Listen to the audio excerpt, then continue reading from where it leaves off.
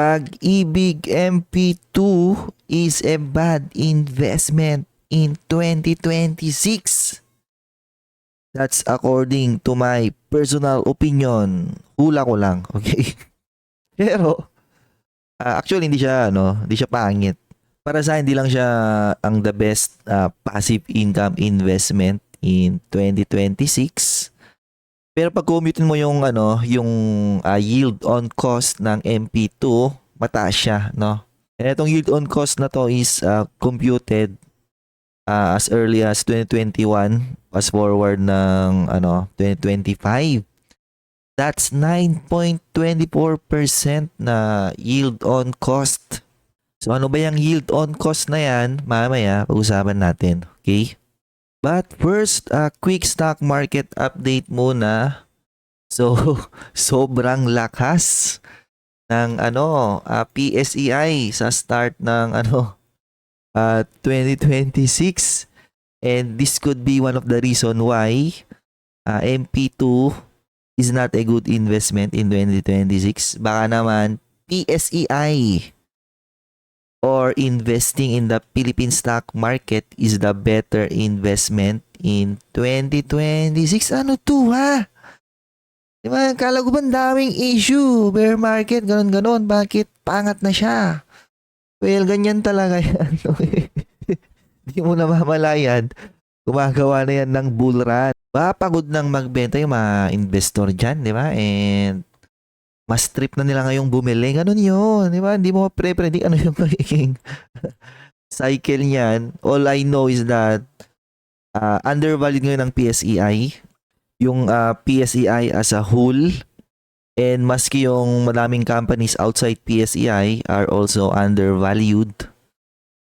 So, you have to think, ang daming opportunities ngayon dyan na parang mahirap ma-miss out, no? For the next bull cycle, baka eto na yon. Busy ka pa dyan sa pag-ibig MP2, baka mag-rally na to ng 20% year over year. Ha? MP2 ka pa rin dyan. So, PSEI is the top performing index right now dito sa aking Excel.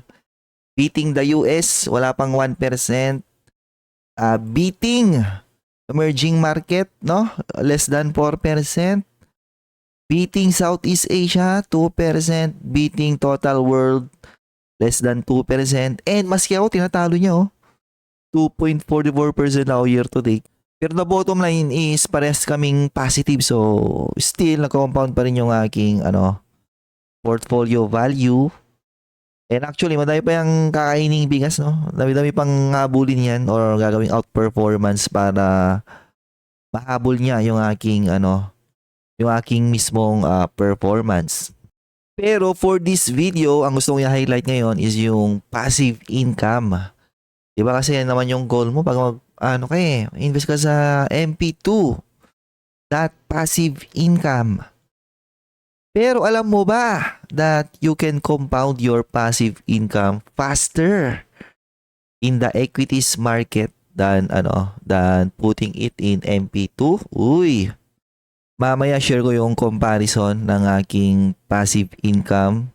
I mean yung growth ng aking passive income comparing it with MP2. So first of all, ba't nasabi ko kanina na baka hindi magandang investment ang Pag-ibig MP2 this year? Kasi baba na interest rate. Di ba? So yung matatas na interest rate in previous years kung saan nag-e-enjoy yung MP2. Wala na. Ayun, bababa na yan, no? Kasi pag pababa na yan, di ba? There's a big chance lilit na yung profitability ng MP2. Siyamahan mo pa yan ng madaming working capital. Kasi in previous years, puro puro daming content creator, puro hype na MP2, government guaranteed, tax-free. So you have to imagine all those investor na nag-invest ngayon dyan. So lumaki yung working capital ng MP2. Therefore, dapat lumaki din yung return nila. Kasi kailangang lumaki yung returns nila kasi nga dumami na yung maghahati-hati on that return. Okay?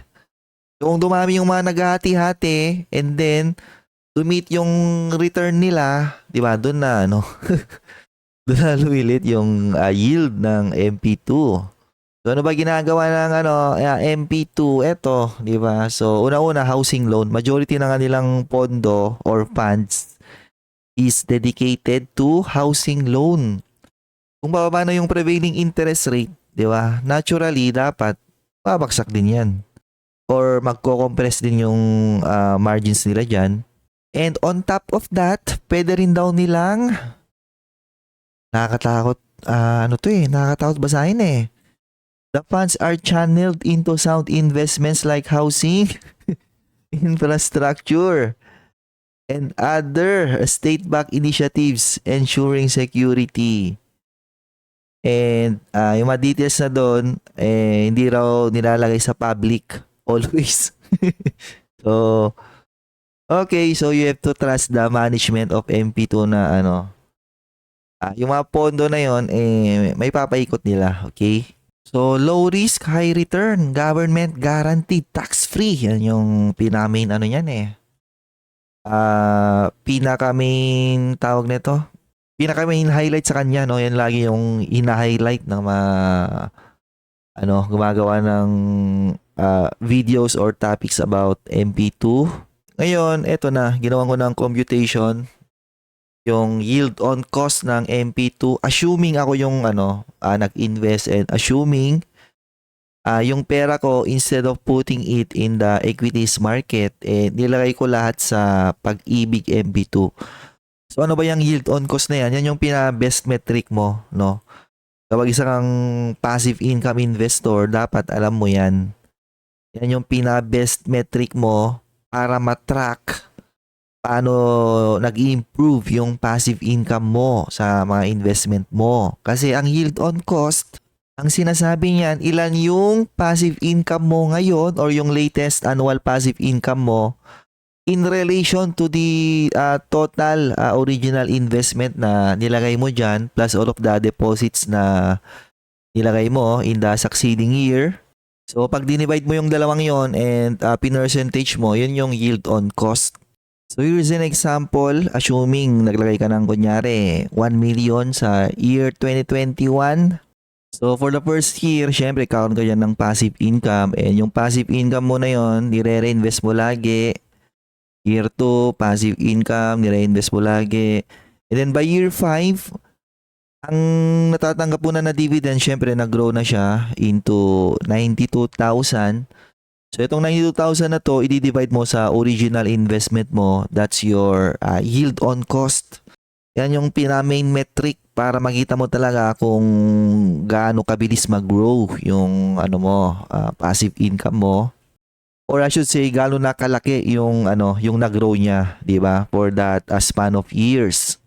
So with this yield na meron si MP2 for the past 5 years, makakuha ka ng 9.24% na yield on cost, no? Not bad. Kasi compare mo yan sa ibang mga passive income out there, di hamak na mas malit sila, 'di ba? Makikita ka 5%, 6%. May mga digital bank nag-offer ng matatas na yield, more than 10%. Pero kung ano namang klase yung papagawa sa'yo, bago makuha mo or ma-realize mo yung mga ganong matatas na interest rate. Ito, wala kang kailangan gawin, di ba? Invest ka lang, then reinvest mo lagi, and ayun na, no? So, what if 2026, this year, nag-declare sila ng kanilang dividend yield, and 7.10% ulit. Pero personally, I doubt na yan yung de-declare nila ng 2026. I think it could be lower than this kasi nga pababa na yung interest rate. Pero assuming yun pa rin yung de-declare nila, so nag-improve na yung yung yearly passive income mo into 98,000. So maging bago mong yield on cost will be 9.89%, 'di ba? Very solid. Pero, eto malupit dyan. Kasi ako, hindi ako nag-invest sa MP2. Kasi ang MP2, while yes, okay siya, pang mga tamad, no? Or pang mga busy na tao, mga pang mayayaman na wala nang time mag-aral, bla bla bla.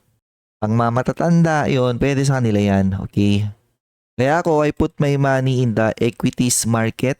Ang tanong, magkano yung yield on cost ng aking portfolio ending at 2025 noong nag-invest ako sa equities market or the Philippine stock market? Ito siya, Brad. Ito yung Excel na share ko on some of the sponsors of my channel. And mababasa niyo rito sa baba, portfolio yield on cost is 13.2% ending ng 2025. So di hamak na mas malaking na akong yield on cost versus MP2 by becoming a dividend investor na hindi lang dividend investor pero nagpo-focus ako on the total return.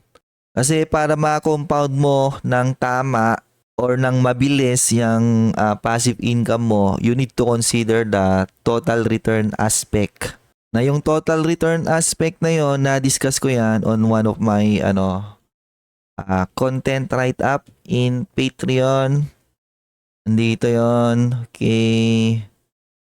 Ayan the true power of dividend investing e focus on total return. Na yung total return, kapag mag-invest ka on things like MP2, mga bonds, mababa talaga yung total return nila. Okay? So that's 13.2% versus yung kanina, di ba? Na 9.24%. Ending ng 2026 magiging siya, 9.89 still.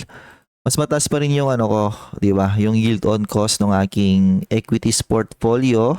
And using the compounded annual growth rate ng aking dividends for the past 3 years, pwede kong computein yung forward yield on cost ng aking portfolio ending 2026.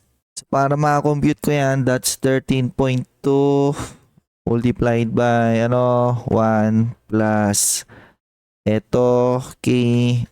So ang lumabas is 15.56%.